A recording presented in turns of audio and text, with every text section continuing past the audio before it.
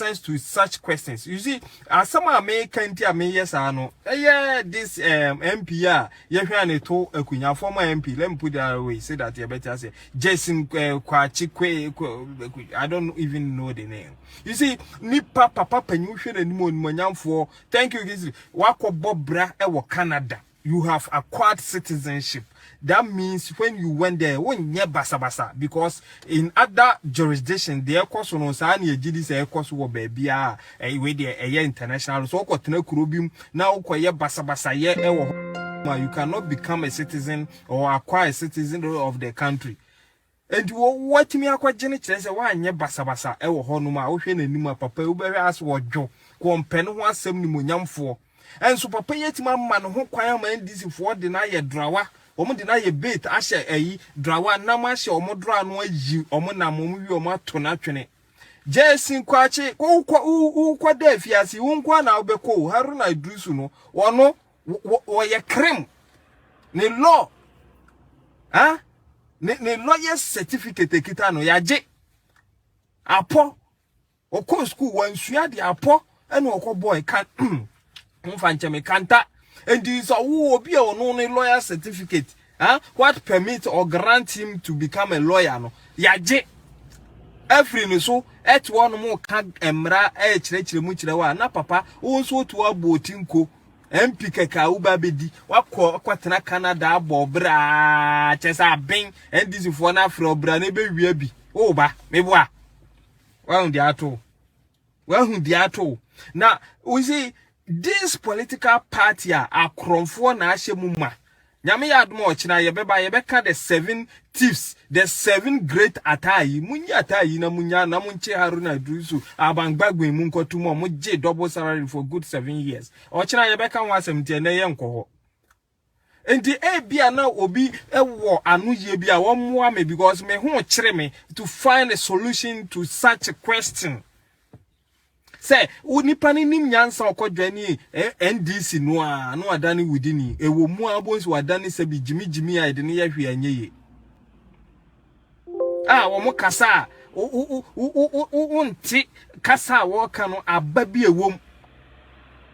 enti papa panyi a wokoye wo ahwe mbra ne se wo sign electoral commission form so no wo se wo jetum sa wo ye Ghana ni no asign ane no asa akọ second one wo jetum se Ghana ni nko na wo ya wo krofufuro bi nka ho no age so ane no asan o wo wia last one was me asumasi me jetum se information bi a me dia to anu ho ye krodin na se actually ye behu se ye ntro ni azan na me ye ya emre wo Ghana ni mi ni se de tie now you have Haruna Idrisu kachira say kasa obi ye MP a any MP ni say wote parliament na munnim say a process to become an MP no a process so to be an MP no it starts when the process starts and you ye bisa na waka sasa time we Ghana ni nko na okita Canadian citizenship na ye kan beka say na na chese na uguso na sebi aboa no obewu no onwu ya ye fre na aboa funu sebi papa panyi ti se wo se nipa ebewu na wonya nwi na wodo nsa aboa no mani wu ahwa ne kunu enti sa aboa ni bewu ni onwu ya ye fre na aboa funu enti jese kwechi se wotna se sebi dwen kakra bia ka ndisi fo anye hanama ama omose watima jeja ho papa panyi ama nkura we muti so asam no bi asida o Adamu Sakande wo MPP ni Boko Central Mahama Ayarega wono wotu a waye din no on say ebeboa wo man no but ebekwati NDC nti wonka Mahama Ayarega mumbisa Mahama Ayarega say kwan be so no ofa so be MP 2008 ya to abano Boko Central MPP won Adamu Sakande Enfunso Adamu Sakande ya nse owie ya no kura no wankore na sweti ne American citizens UK wanko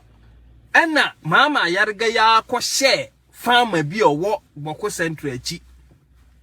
ena oye nu yodo mumfa nko ne ekọ ya mpa emra no kobubo Adamu Sakande. But you see, the MPP as a political party no me law abiding people. And what is that who did they buy? The tia and say yeah, you ran it to akunya sa na kwa kotum say 4 years so say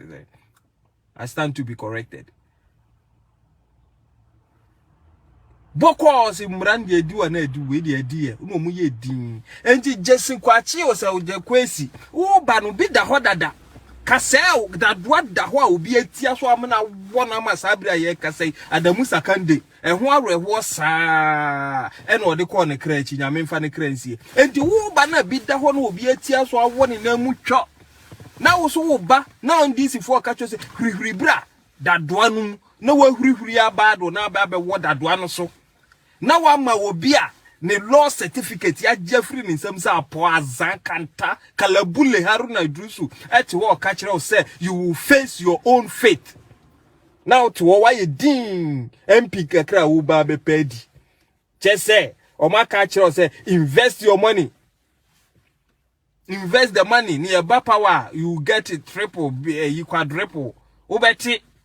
ni aka wo hwe okuje to abra kwa no wo de en ye ba power hwe ne cars esisi ni fie Kofi Adams we the people teacher cars esisi ni fie ha mi ankasa Haruna Idrisu brabe na mabo enso ye ba power hwe cars esisi mi fie abangbagin wakobo bra we di MP sa ne wo so yare a Ghana sika ne yemfa nkosa ne twoma no Ghana sika enti chase wan be ye ye kan say speaker of parliament going to mean sa otwo boso me bia wo sori ko Dubai ko sa otwo sisa Ghana sika wo kwa anu asesa wo jire ne wo ma ne wo cook nyina because enyuma na betua abai betua bro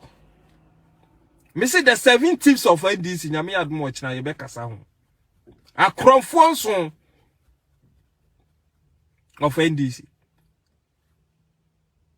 na se wo ye Ghana ni na se ye kan omukro no ho asema na o ma hyeda sabi akonunu etiefo momfa nchame se mi bie ma no akasa awo wa manim anopa ye o se wia se nwumre sabi ma no kra ye medu nenso de sese ne sese sabi no ma kwa akonunu se wa broni sabi ni trumu se kan ho kokasa pa na ya bo na ba na Ghana for attention kwe no so